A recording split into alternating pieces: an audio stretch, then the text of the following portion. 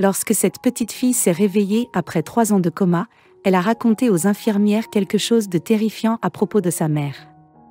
Après son anniversaire, elle a commencé à se plaindre de maux de tête et de nausées.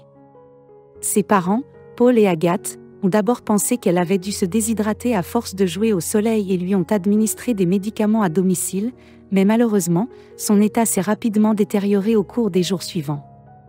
Après de nombreux scanners, ils ont découvert une petite excroissance dans le cerveau qui ne pouvait pas être opérée en raison de la sensibilité de l'endroit où elle se trouvait.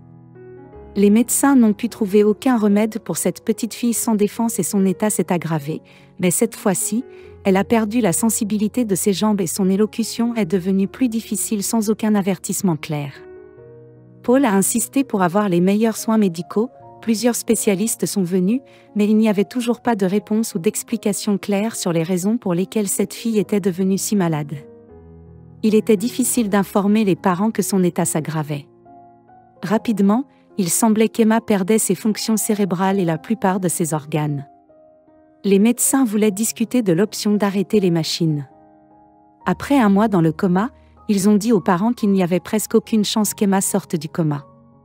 Paul et Agathe étaient prêts à abandonner leur enfant unique, mais il restait encore un peu d'espoir. Paul a continué à chercher des informations et des médecins susceptibles de l'aider. Ce fut une période extrêmement difficile pour la famille, car ils étaient confrontés à la perte potentielle de leur enfant, qui gisait là, impuissante, attachée à des moniteurs et des machines qui émettaient constamment des bips, alors qu'Emma, autrefois pleine de vie, gisait là, presque comme un cadavre. Agathe souffrait émotionnellement lorsqu'elle devait rendre visite à sa fille et devait souvent s'effondrer au moment où elle voyait son enfant. Au début, elle venait tous les jours, mais après quelques mois de coma, les visites se sont faites plus rares, même si Paul a continué à venir tous les jours. Il s'asseyait avec Emma pendant au moins 1 heure, puis lui racontait sa journée en la rassurant sur son amour. Et parfois il lisait son histoire préférée, plus d'une fois il a dit au médecin qu'il pensait avoir vu un mouvement. Mais les médecins lui ont assuré qu'il ne s'agissait malgré tout que d'un spasme musculaire involontaire. Les médecins lui disant que si elle se réveillait, elle aurait probablement la maladie mentale. Capacité d'un enfant de 3 ans, Paul a continué à espérer et à prier pour qu'il laisse des instructions claires au personnel médical pour l'appeler immédiatement si quelque chose changeait.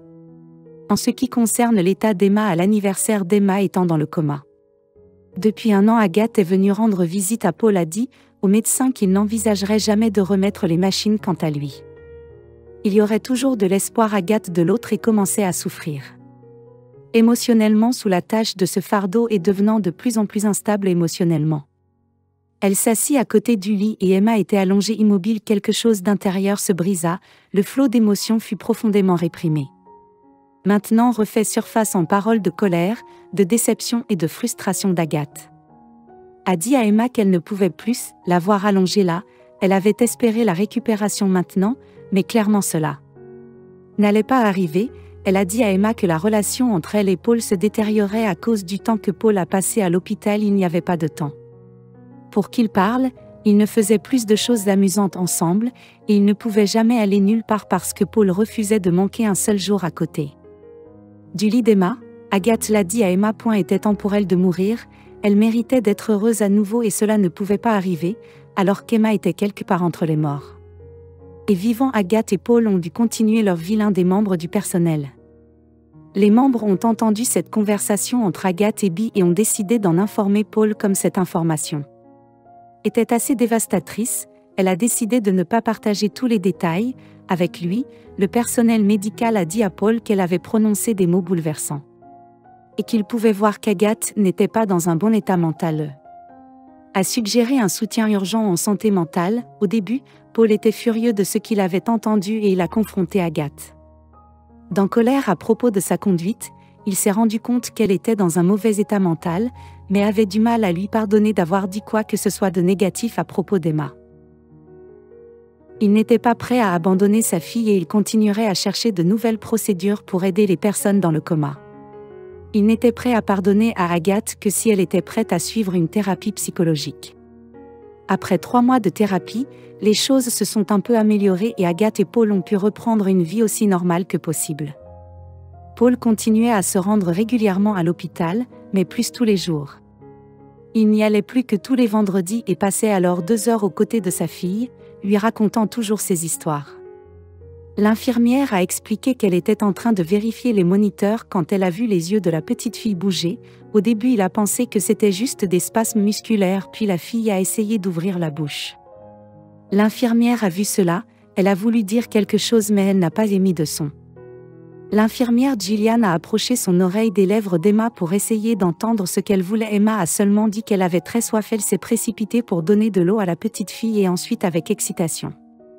Presque simultanément à l'hôpital, ils ont été autorisés à voir leur fille bien-aimée pendant quelques minutes, car les médecins étaient en train de faire de nombreux tests pour déterminer l'état de santé d'Emma.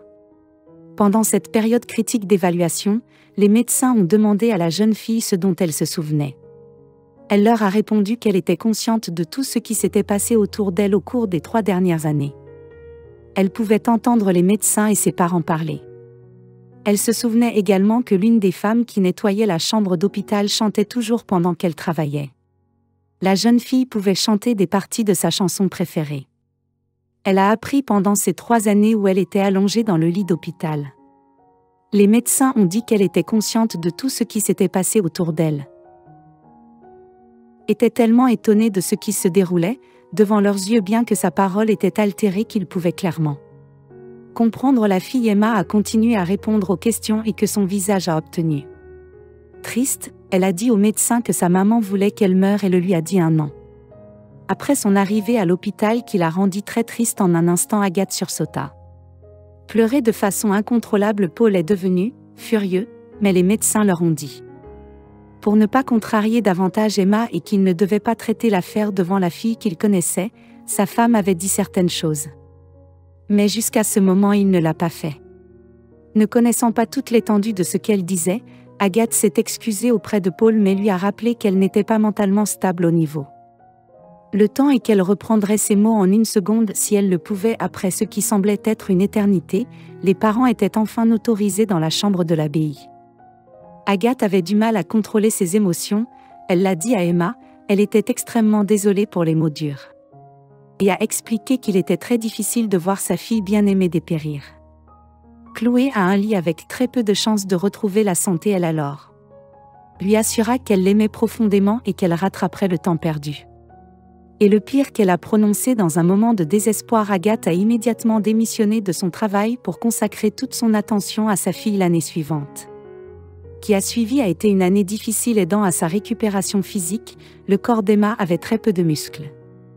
Force, elle a dû travailler dur pour faire diverses physiques et professionnelles. Thérapie pour l'aider à parler et à marcher correctement, elle a également dû surmonter certains défis neurologiques, avec l'équilibre et les tremblements. C'était le moment où la relation émotionnelle entre mère et fille a également commencé à guérir lorsque Paul a vu que la relation était également restaurée. L'a aidé à pardonner complètement à sa femme pour le pire qu'il avait prononcé devant leur fille et à reconstruire les relations familiales.